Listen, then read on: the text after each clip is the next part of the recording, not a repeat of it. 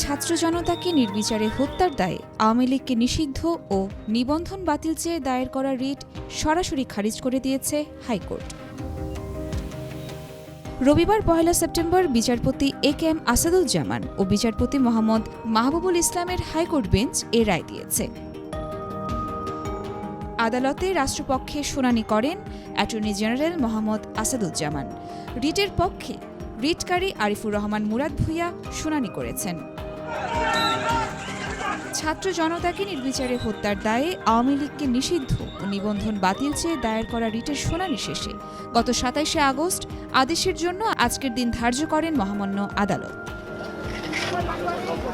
এর আগে গত ১৯ আগস্ট ছাত্র জনতাকে নির্বিচারে হত্যার দায়ে বাংলাদেশ আওয়ামী লীগকে নিষিদ্ধ ও নিবন্ধন বাতিল চেয়ে হাইকোর্টে একটি রিট করা হয়।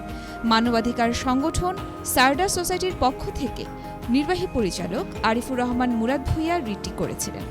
এই রিটে যেসব প্রতিষ্ঠান শেখ হাসিনার নামে রয়েছে সেগুলোর নাম পরিবর্তনও চাওয়া হয়েছিল।